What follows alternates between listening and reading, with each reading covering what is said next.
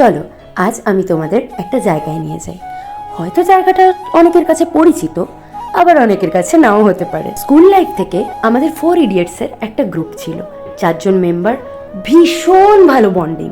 সেই বন্ডিংটা হয়তো আজও রয়েছে, কিন্তু কাজের প্রেশার, অনেক দায়িত্ব, এইসবের ভারে ভারাক্রান্ত হয়ে আমরা হয়তো টাইম দিয়ে উঠতে পারি না। আমাদের 4 জনের এই প্ল্যানটা অনেক দিন ধরেই চলছিল যে আমরা দার্জিলিং যাব, কিন্তু কিছুতেই সেই সব চাপের জন্য হয়ে উঠছিল না। ফাইনালি আমরা ডিসাইড করলাম না, আর নয়, এবার যেতেই হবে। যেমন কথা তেমন কাজ, সবাই যে যার মতন করে প্রিপারেশন নিয়ে বেরিয়ে পড়লাম। কিন্তু বিশ্বাস করো, একটা জিনিস ভীষণ খারাপ হয়েছিল আমাদের সাথে, সেটা হচ্ছে 4 জনের গ্রুপ।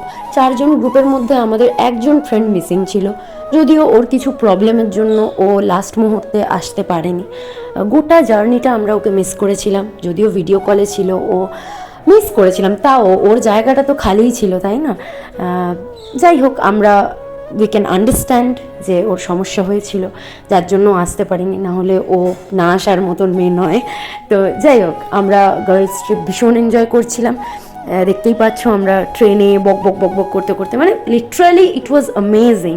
দেখো, দার্জিলিং এর আগে আমি গেছি আমার ফ্যামিলির সাথে, কিন্তু বিশ্বাস করো, ফ্রেন্ডদের সাথে যাওয়ার ফিলিংসটা আলাদা, ফ্যামিলির সাথে যাওয়ার ফিলিংসটা আলাদা। ইউ কান্ট কম্পেয়ার, মানে তুমি কোনোটার সাথে কোনোটা কম্পেয়ার করতে পারো না। দুটোই দুটো জায়গায় দুটো ফিলিংস আলাদা। ট্রেনের মধ্যে আমরা যে লেভেলের হই হুল্লোড়, হাসাহাসি, মানে এত কথা বলেছি সারা রাত, মানে পুরো জার্নিটা আমরা যতক্ষণ না অবধি শিলিগুড়ি পৌঁছচ্ছি তার আগে অবধি যে লেভেলের কথা বলেছি, আশা করি আমাদের পাশের মানুষদের ঘুমোতে ভীষণ প্রবলেম হয়েছে, কারণ আমরা এতটাই এক্সাইটেড ছিলাম। আর এটা আমাদের ফার্স্ট ট্রিপ ছিল যেখানে আমরা বন্ধুরা মিলে এনজয় করতে বেরিয়েছিলাম বাইরে।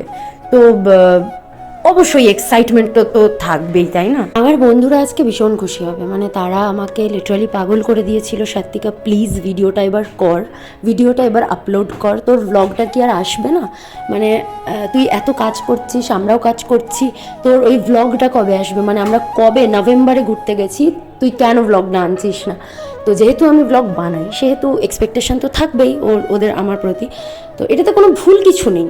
কিন্তু ওরা লিটারালি রেগে গেছিলো আমি যে ব্লগ আপলোড করছিলাম না। আসলে এতগুলো ভিডিও একদিনে তো ছাড়া পসিবল নয়, বা একটা ব্লগে দেখানো পসিবল নয়। তো আমি আলাদা আলাদা করে ব্লগ বানিয়ে আপলোড করব। আমি ভেবেছিলাম এই ব্লগটাকে স্পেশালভাবে এডিট করি, সেই কারণেই আমার অনেকটা দেরি হচ্ছিল, মানে নভেম্বর থেকে এখন এতগুলো মাস হয়ে গেছে। ফাইনালি আমি এডিট করা স্টার্ট করেছি। মানে এভাবে যদি আমি কাজ করতে থাকি তাহলে আমার এগোনো কে আটকায়? পাহাড় আমাদেরকে ডাকছিল, আর পাহাড় যে কিভাবে সত্যি ডাকে সেটা আমরা এই যাওয়ার পরে ফিল করেছি, যে পাহাড়ের যে অনুভূতিটা না, সেটা একদম অদ্ভুত। এটা তো সবে শুরু হয়েছিল, মানে দার্জিলিংয়ের পথে যাওয়া যা স্টার্ট হয়েছিল। আমাদের গাড়ি অলরেডি বুক করা ছিল, তো আমরা ট্রেন থেকে নেমে সেই গাড়ি করে দার্জিলিংয়ের দিকে রওনা দিচ্ছিলাম। ফার্স্টেই আমরা দার্জিলিং যাইনি, আমরা একে একে ঘোরা স্টার্ট করেছিলাম। অ্যাট ফার্স্ট আমরা তাকদার দিকে যাচ্ছিলাম, তাকদাতে ছিলাম আমরা হোমস্টেতে। আমি আস্তে আস্তে বলছি, তোমরা দেখতে থাকো, আই হোপ তোমরা ভীষণ এনজয় করবে। বাট ওই যে পাহাড়ের গন্ধটা আমরা তখন থেকেই পেয়ে গেছিলাম, যখন থেকে মানে গাড়িটায় উঠলাম আর গাড়িটা স্টার্ট দিল। ধীরে ধীরে ধীরে ধীরে পাহাড়, ধীরে ধীরে ধীরে ধীরে, মানে লিটারালি চোখের শান্তি কাকে বলে সেটা তোমরা দেখলেই বুঝতে পারবে। আই থিঙ্ক ভ্লগটা শুধু নয়, যদি চোখে দেখা সেই জিনিসটা তো আলাদা, আর মোবাইলের স্ক্রিনে দেখা, দুটোর মধ্যে অনেক তফাৎ, পুরো আকাশ পাতাল তফাৎ। কিন্তু তাও ফোনে দেখেও শান্তি পাওয়া যায় আমার মনে হয়, যার জন্য আমরা সোশ্যাল মিডিয়া ইনফ্লুয়েন্সাররা এই ভ্লগগুলো শ্যুট করি। আমরা মাঝে মধ্যেই গাড়ি থেকে নেমে দাঁড়িয়েছিলাম একটু ছবি টবি তোলার জন্য, একটু ভিডিও বগেরা করার জন্য, ঠিক আছে? অ্যাকচুয়ালি অনেকের মতামত এরকম থাকে যে এত ভিডিও করার কি আছে, এত ছবি তোলার কি আছে, জায়গাটা তো অনুভব করতে হয় ভেতর থেকে। তোমার কি মনে হয় যে আমরা অনুভব করি না? অনুভব না করে শুধু ছবি আর ভিডিও বানাই, এটা হয় না। অ্যাকচুয়ালি দেখো, মেমোরি বলেও কিছু বিষয় থাকে।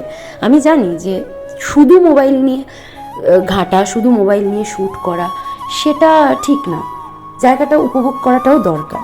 কিন্তু শুধু কোনোটাই ভালো নয়, অতিরিক্ত কোনোটাই ভালো নয় যে তুমি সারাক্ষণ ফোনে ব্যস্ত আছো, ফোনে ছবি তুলছো, ফোনে ভিডিও করছো, জায়গাটা উপভোগই করছো না, সেটাও যেরকম খারাপ, সেরকম তুমি জিনিসটার মেমোরি রাখলে না, জিনিসটার ছবি রাখলে না, কিছু ভিডিওস রাখলে না, তুমি, আমার মনে হয় সেগুলো পরে দেখে আমরা যখন মন খারাপ থাকবে সেই সময়গুলোতে আমরা উপভোগ করতে পারি, আনন্দ পেতে পারি যে এই সময়ে আমরা গিয়েছিলাম। যেমনটা আমি এই ভ্লগটার ভয়েস ওভার করতে করতে আনন্দ পাচ্ছি যে আমরা গেছিলাম নভেম্বরে, তো এখন আমি সেই ভিডিওটা এডিট করতে করতে সেই অনুভূতিটা আসছে, সেই আনন্দটা এখন উপভোগ করছি যে আমরা গিয়েছিলাম ওই টাইমে। তাই কি জানো তো, সবটাই ইম্পর্ট্যান্ট, কোনোটাই ফেলে দেওয়ার জন্য নয়। আমরা জার্নি করে ভীষণ টায়ার্ড ছিলাম, আমাদের ঘুমের ভীষণ দরকার ছিল, কারণ ট্রেনে আমরা এত হই হুল্লোড় করেছি, এত কথাবার্তা বলেছি, আর এত এক্সাইটেড ছিলাম যে ঘুমের 12টা বেজে গেছিলো, কেউই ঠিকঠাক করে ঘুমোতে পারিনি। তো সেই কারণে আমরা তাকদা হোমস্টেতে ফাইনালি চলে এসেছি। এসে আমরা এখানে বসে ঘুমিয়ে রেস্ট নিয়ে সব কিছু, মানে জায়গাটাও এত সুন্দর ছিল। অ্যাকচুয়ালি এই হোমস্টেটা ওরা, ওখানকার মানুষরা এভাবেই বানিয়ে রেখেছে, মানে এভাবেই যত্ন সহকারে রেখেছে যাতে কাস্টমার আসে তারা ভালোভাবে থাকতে পারে, খাওয়া দাওয়া করতে পারে। ওরা একদম নিজের হাতে রান্না করে খাওয়ায়, অবশ্যই তার জন্য চার্জেস তো নেয়, কিন্তু অদ্ভুত একটা যত্ন রয়েছে ওদের মধ্যে, ওদের ব্যবহার সব কিছু ভীষণ পিওর। আমরা সবাই ভীষণ ভালোভাবে এনজয় করছিলাম ওই জায়গাটা। আর আমি আগেই বলেছি যে একটা ভ্লগে পুরো জার্নিটা দেখানো পসিবল নয়, তো আমি পার্টে পার্টে ভ্লগ আনবো, তোমরা পাশে থেকো, সাথে থেকো। আমি আমাদের জার্নির পুরোটা তোমাদের সাথে শেয়ার করব, আশা করি তোমাদের ভীষণ ভালো লাগবে।